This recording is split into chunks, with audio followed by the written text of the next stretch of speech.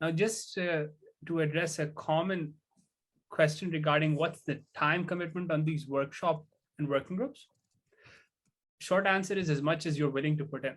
So what you'll really get out of this, if you double down, is a portfolio project that hopefully if you reach the minimum goal, you can show it's a prize-winning portfolio project. We do expect that somewhere between 5 to 10 hours will probably be somewhere near the 5 to 10 hours a week will be somewhere near the minimum. But again, the more time you put in, the more you'll get out of it. I'm going to take this chance to check if Hazen is in the room. Hazen, if you can hear me, can you unmute yourself? Yep, I'm here, Amar. Hazen, are you in a position to talk about your group today? Sure, I can, yes. So I am interested in the application of machine learning to geological mapping. So there's a lot of commonalities with the previous two presentations. And the challenge imposed here is that geological mapping for superficial geology is commonly completed by a human looking through a stereoscope at air photographs. And that's a very time-consuming, laborious process that is not amenable to rapid updating.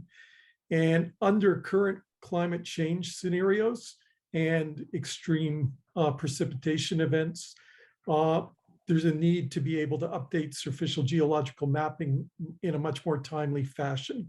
And so that's the real interest then in terms of the application of machine learning. And the data sets are very similar to the ones already talked about. Digital elevation models, remote sensing data, spectral data, so Landsat and other spectral imagery, and radar data, for example, RadarSat or the Sentinel radar data set.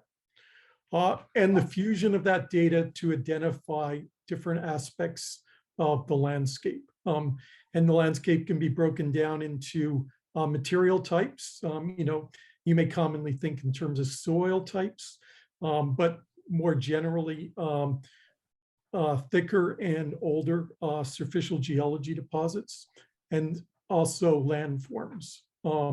And those landforms may be both constructional and erosional and composed of bedrock and superficial sediment. And so that imparts some of the challenges here. There's an enormous non-uniqueness in the problem.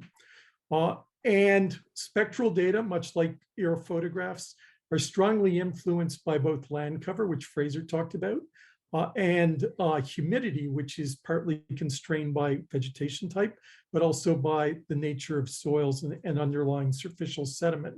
So you can start to see the complexity that emerges in the identification of different unique categories.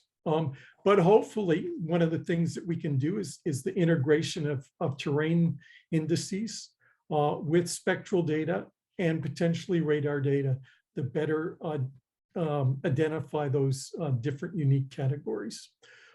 And largely to date, the most popular approaches have been sort of pixel-based approaches to classifications and using decision tree approaches. And my colleague who's in Quebec City, Nicolas Benoit, is the more mathematical aspect of the group that I'm working in, and can talk more to the mathematical approaches. But certainly decision support approaches, support vector machine, random forest, and then ideally, if possible, potentially moving down into neural nets and looking at things maybe from a more object-oriented approach.